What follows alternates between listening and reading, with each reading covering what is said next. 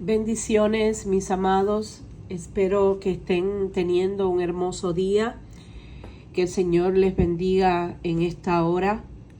Hoy continuamos con el estudio del Salmo número 5.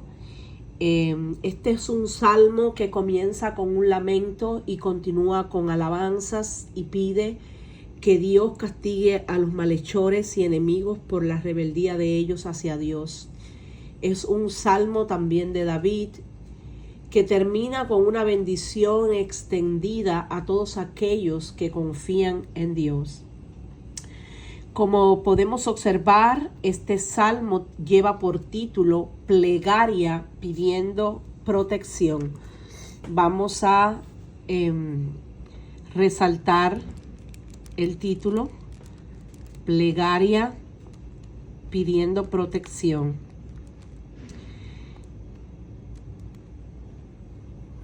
Y vamos a hacer el análisis específico de esta palabra, plegaria. ¿Qué es una plegaria? Esta es la palabra, plegaria. ¿Qué es una plegaria? Plegaria es una deprecación, ruego, petición o súplica humilde y ferviente para pedir algo. Según el diccionario, también significa señal que se hacía con las campanas de las iglesias al mediodía para que todos los fieles hiciesen oración. Como bien sabemos, plegaria pidiendo protección es una oración que David, el rey David, levantó a Dios pidiendo la intervención de Dios para que Dios lo protegiera nuevamente de sus enemigos. Seguimos analizando, dice, al músico principal sobre Neilot, Salmo de David. Vamos a subrayar también y resaltar esta palabra, Neilot, y vamos a analizar qué significa esta palabra. Neilot dice, solo aparece en los salmos, en el Salmo 5, probablemente se deriva de una raíz que significa perforar y por lo tanto denota que se refiere a instrumentos de vientos perforados de todo tipo. Por tanto, se puede considerar que el salmo está dirigido al director del coro del templo que tocaba flautas e instrumentos similares. Si seguimos analizando este salmo, muestra a David, como les decía, viniendo al Señor por la mañana y recibiendo la fuerza y el gozo que necesita para pasar el día contra muchos adversarios, para poder descansar de cierta manera en el Señor, porque sabemos que David era un hombre de oración, era un hombre que confiaba plenamente en el Señor. Este salmo comienza de esta manera: escucha, oh Jehová, mis palabras, considera mi gemir. Una de las cosas que David le estaba pidiendo al Señor primeramente era que escuchara su oración. Muchas veces nos parece como si Dios estuviera distante, como si Dios no estuviera pendiente, por decirlo de alguna manera, a nuestras oraciones, a nuestras situaciones, a todo lo que nos acontece. Pero cuando nosotros estudiamos la palabra, vemos que en el Salmo 94:9 dice, el que hizo el oído no oirá, el que formó el ojo no verá. Ciertamente Dios sí tiene cuidado de nosotros, Él tiene cuidado de toda la creación, Él tiene cuidado aún más de nosotros que somos sus hijos. Y siempre y cuando nosotros le pidamos conforme a su voluntad, Él nos escucha, Él está atento Cuando nosotros hacemos lo que a Él le agrada, Él está atento a nuestras oraciones y no solamente las atiende, sino también que las responde.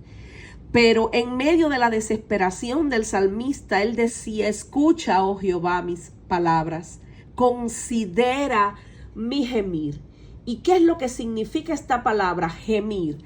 Vamos a analizar qué significa esta palabra, gemir. Gemir es dicho de una persona que emite sonidos que expresan dolor o pena. Y de igual manera, cuando vamos a la Escritura, sabemos que el Espíritu nos ayuda en nuestra debilidad. Pues qué hemos de pedir como conviene no lo sabemos.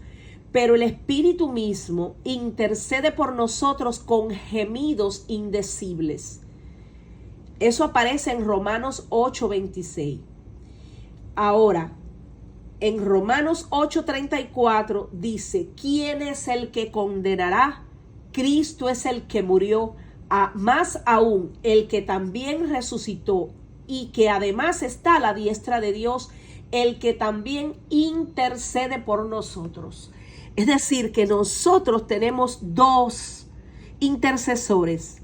Aquí en la tierra el Espíritu Santo y en el cielo Jesús, que está sentado a la diestra del Padre.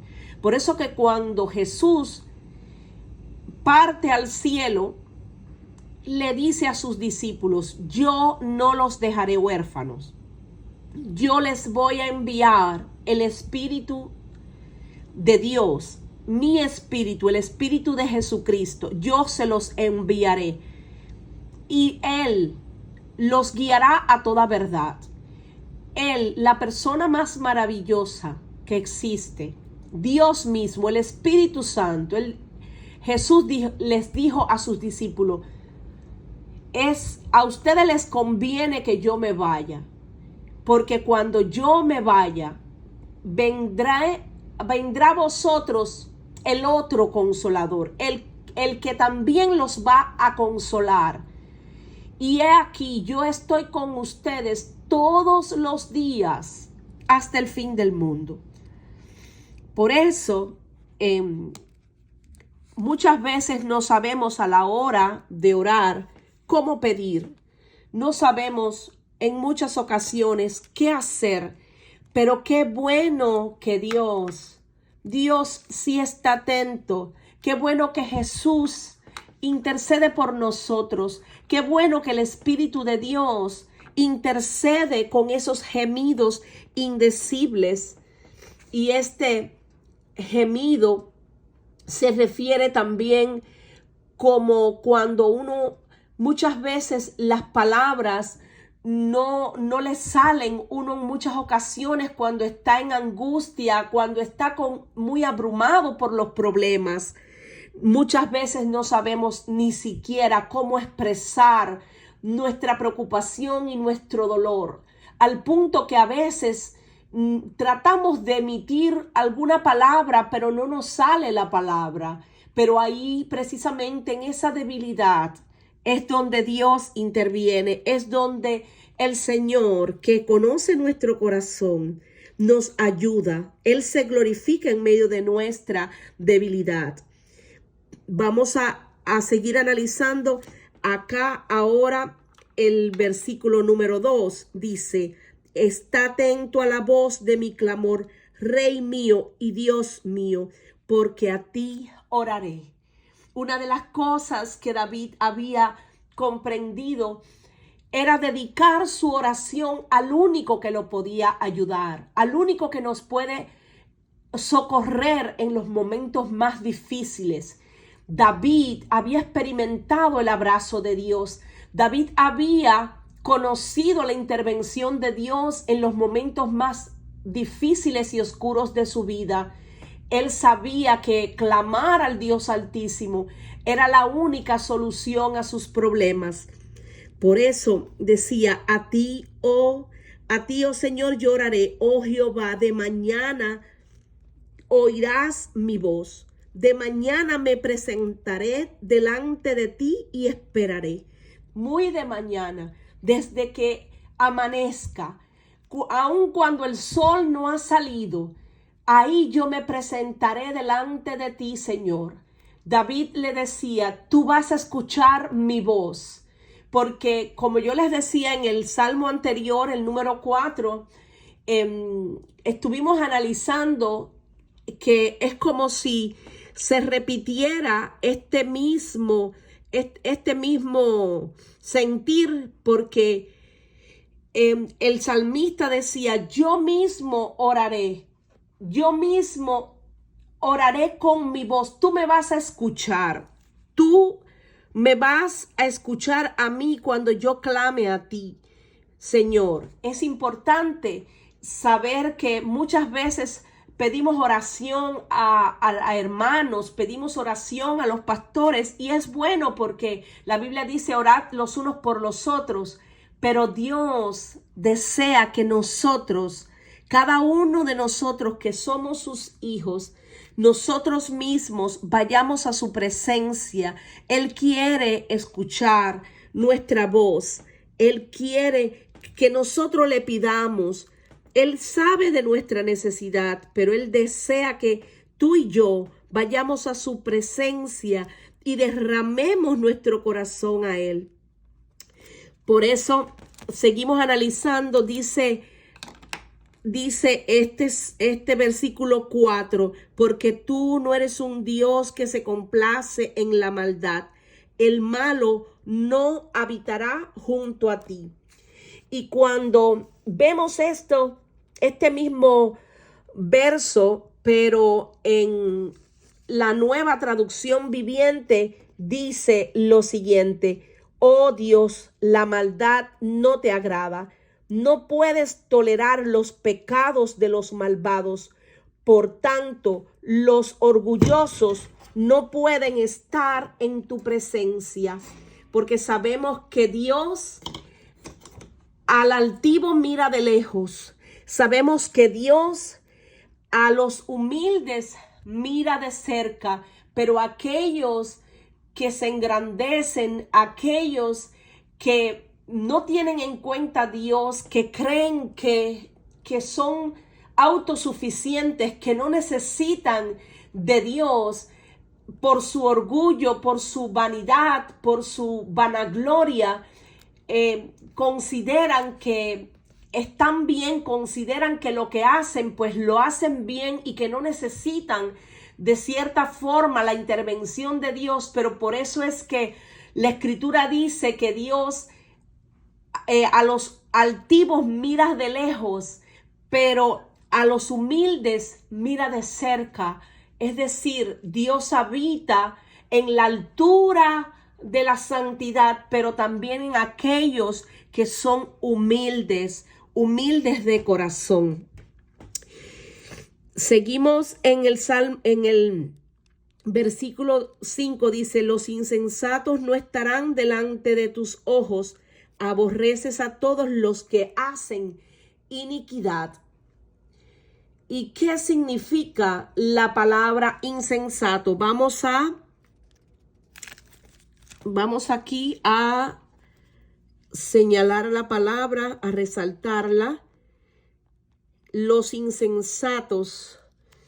Dice que insensato puede ser, es un adjetivo que puede, cuando se dice insensato es obviamente masculino, insensata, femenino. Pero es una persona que no tiene sensatez, que muestra imprudencia e inmadurez en sus actos. Vamos a analizar también lo que significa la palabra iniquidad. Iniquidad es injusticia o gran maldad en el modo de obrar. Es decir, una persona que es imprudente, que no tiene madurez y que a la manera de obrar pues lo hace con gran maldad. Por eso es que en esta porción de la Escritura dice: los insensatos no estarán delante de tus ojos, aborreces a todos los que hacen iniquidad. sabemos que esas personas, como yo les decía, que son orgullosas, que tienen un sentimiento de satisfacción por los logros, por sus capacidades o méritos, son personas que se conducen con arrogancia, con vanidad, con ese exceso de estimación propio que suele conllevar a ese sentimiento de superioridad, que tienen ese amor propio, esa autoestima demasiado elevada, que no tienen en cuenta ni siquiera cuando alguien puede darle algún consejo. Esas personas Dios las considera insensatas y dice la escritura que Él aborrece a aquel que actúa con insensatez, aquel que no escucha el consejo. Por eso dice más adelante en el 6, destruirás a los que hablan mentira, al hombre sanguinario y engañador abominará Jehová. ¿Y qué significa? Vamos a ver, vamos a desglosar estas 3 palabras que vienen acá ahora. Sanguinario, engañador,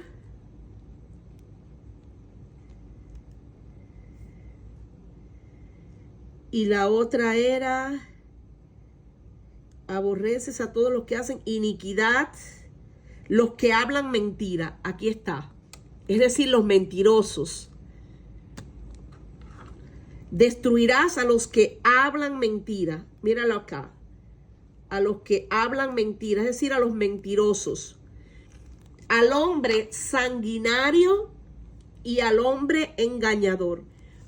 Dios aborrece, abomina, es decir, condena, maldice. Cuando vamos al diccionario, abominar significa condenar, aborrecer, maldecir a alguien o algo que se considera malo o perjudicial. ¿Y qué significa esta palabra? Vamos a empezar por esta. Sanguinario. Sanguinario es el que actúa con venganza, que tiene ira, que es feroz, que se goza en derramar sangre. Es decir, una persona que es asesina. Y lo otro que estábamos analizando es engañador. Hacer creer a alguien que algo falso es verdadero. Seducir a alguien con halagos y mentiras. Es decir, son personas que no solamente hablan mentiras, al hablar mentiras son mentirosos, pero son engañadores. Fíjense que pareciera como si estas 2 palabras fueran iguales, pero no es lo mismo un mentiroso que un engañador. Un mentiroso es aquel que procede con mentiras, pero un engañador es esa persona que seduce a alguien con halagos, pero realmente hace creer como que algo que es falso lo demuestra como si fuera verdadero. Es decir, busca la manera de proceder tratando de convencer, de persuadir a las personas, pero a través de artimañas, a través del engaño, valga la redundancia. Ahora, seguimos analizando. Mas yo, viene acá a partir del versículo 7 y 8. Vemos como David, de cierta manera, se compara. Él sabía que él no quería ser como este tipo de personas. Él no deseaba ser como este tipo de personas. Por eso dice, mas yo por la abundancia de tu misericordia entraré en tu casa. Él sabía que Dios es grande en misericordia, que Dios no va a tener por inocente al malvado. Pero por eso es que no era que David se considerara del todo inocente. Él sabía que grande es la misericordia de Dios. Y de que si él se presentaba delante de Dios y le pedía a Dios perdón por sus pecados, si le pedía a Dios perdón por su iniquidad, Dios también es fiel y justo para perdonar y limpiarnos de toda maldad cuando nosotros confesamos nuestro pecado y nos apartamos del mal. Por eso dice, mas yo por la abundancia de tu misericordia entraré en tu casa. Porque hay algo que él sabía, David sabía que él como hijo podía entrar confiadamente al trono de la gracia para hallar gracia y ese oportuno socorro. Por eso decía, adoraré hacia tu santo templo en tu temor, con ese temor reverente, sabiendo que estaba entrando no a cualquier lugar, sino que estaba entrando en la presencia maravillosa de Dios. Por eso acá en el versículo 8 dice, guíame Jehová en tu justicia a causa de mis enemigos, endereza delante de mí tu camino. Nuevamente vemos cómo David sabía que para presentarse delante de Dios no se podía presentar con su propia justicia, sino que él tenía que clamar a Dios pidiéndole más bien misericordia, pidiéndole más bien y abriendo su corazón de una manera sencilla, pero de una manera también transparente, reconociendo ante todo que solamente en el Señor tenemos la justificación. Es Dios, ese Jesús el que nos justifica. Cuando nosotros creemos en Él, somos justificados por fe, somos justificados por su sangre, somos justificados por su gracia. Pero hay algo que David le pedía al Señor: guíame en tu justicia, no en nuestra justicia, sino en tu justicia. Porque tu justicia, Señor, es la verdadera justicia a causa de mis enemigos. Porque David sabía que él también podía cometer errores. David sabía que él también podía fallar. De hecho, fallamos de muchas maneras. Siempre fallamos. Pero lo bueno es saber que a pesar de que podemos fallar, Dios es bueno y fiel y justo cuando nosotros abrimos nuestro corazón y le decimos: ciertamente sí, he pecado contra el cielo y contra ti, pero me arrepiento. Vengo a ti para que me ayudes, vengo a ti. Eso es ser humilde, el reconocimiento de nuestras propias limitaciones. Por eso le decía: endereza delante de mí tu camino. Vamos a seguir en esta parte que aparece, a ver si puedo más arriba.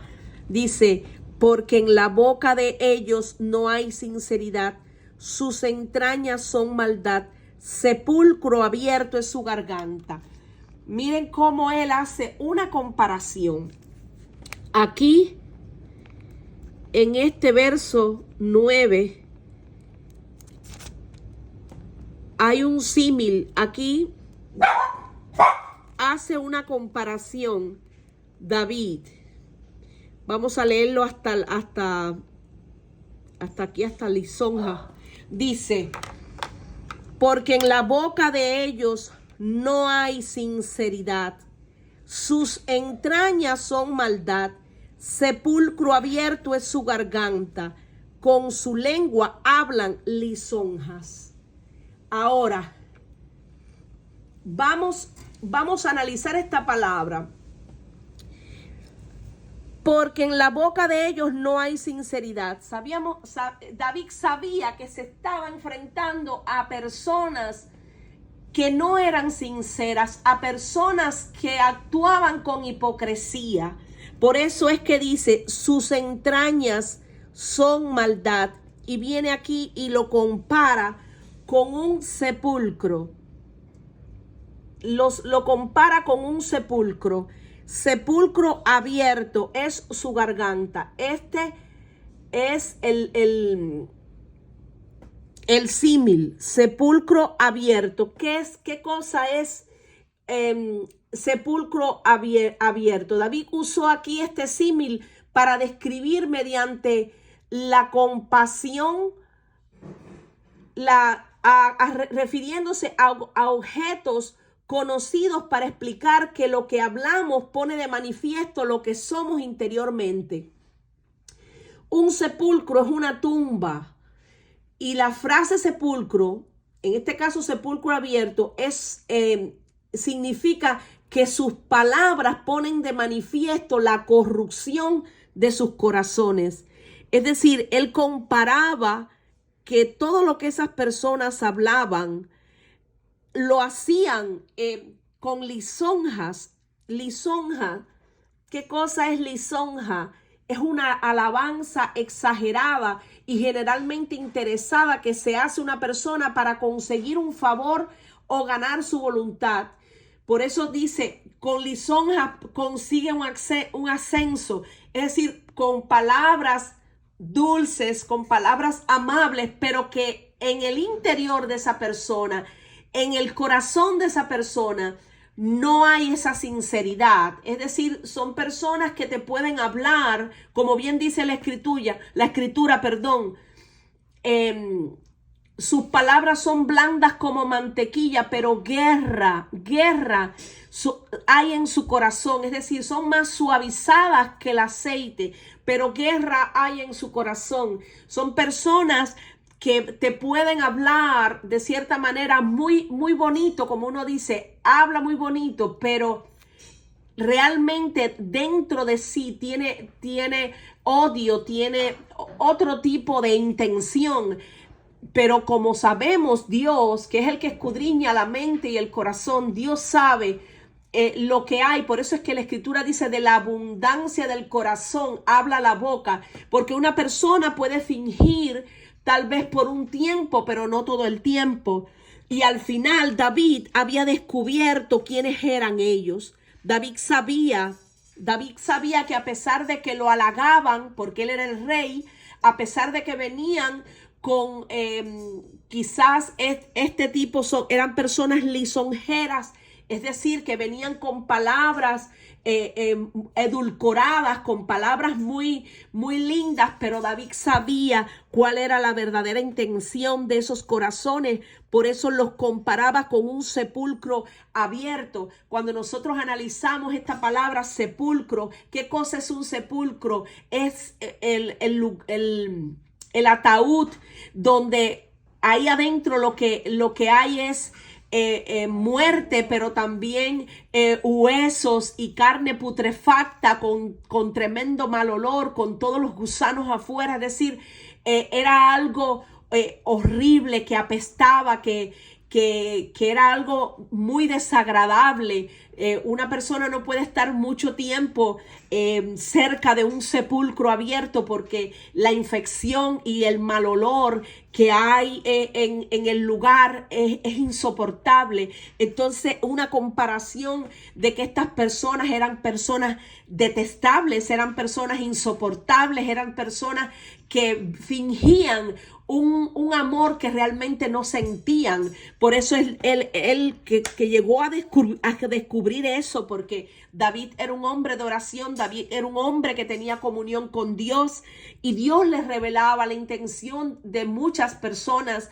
Dios mismo se les revelaba, y por eso es que David dice, castígalos, oh Dios, caigan por sus mismos consejos, por la multitud de sus transgresiones, échalos fuera, porque se rebelaron contra ti.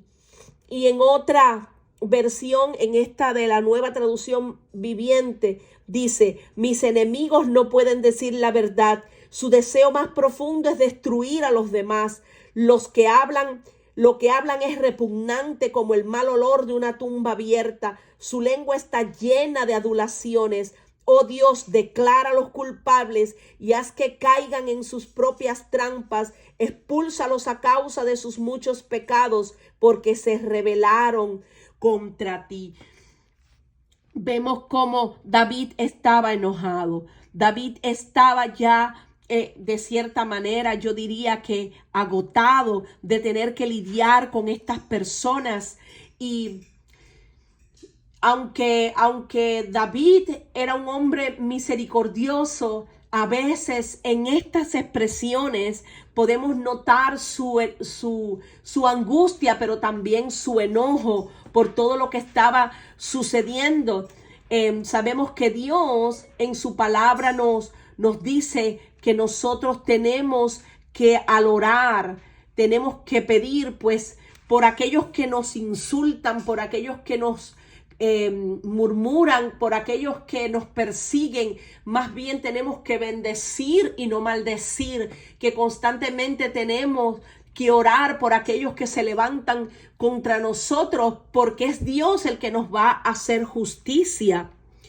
Por eso, cuando venimos acá al verso 11 dice, pero alégrense todos los que en ti confían, den voces de júbilo para siempre, porque tú los defiendes. Miren qué hermoso. Sabemos que es Dios el que pelea nuestras batallas. Sabemos que es Dios el que nos defiende, que nosotros no tenemos ni siquiera que defendernos cuando se levantan en nuestra contra. Por eso me gusta el versículo de Lucas 18, 7, 8, que dice, ¿y acaso Dios no hará justicia a sus escogidos que claman a Él de día y de noche? ¿Se tardará en responderles? Os digo que pronto les hará justicia, pero cuando venga el Hijo del Hombre, ¿hallará fe en la tierra? Que nunca tu fe mengüe, que nunca tu amor se apague. No tengas en cuenta lo que otros puedan hacerte. Pasa por alto las ofensas, pasa por alto todo aquello que te puedan hacer. Confía plenamente en Dios. Por eso que David hacía una comparación entre los que confiaban en Dios y en los que no confiaban. Por eso dice, terminando acá en el versículo 12, seguimos aquí, dice, en ti se regocijen los que aman tu nombre, porque tú, oh Jehová, bendecirás al justo, como con un escudo los rodearás de tu favor. Y yo hice esta nota que la tomé de la Nueva Traducción Viviente. Miren qué hermoso este verso como termina. Pues tú bendices a los justos, oh Señor, los rodeas con tu escudo de amor.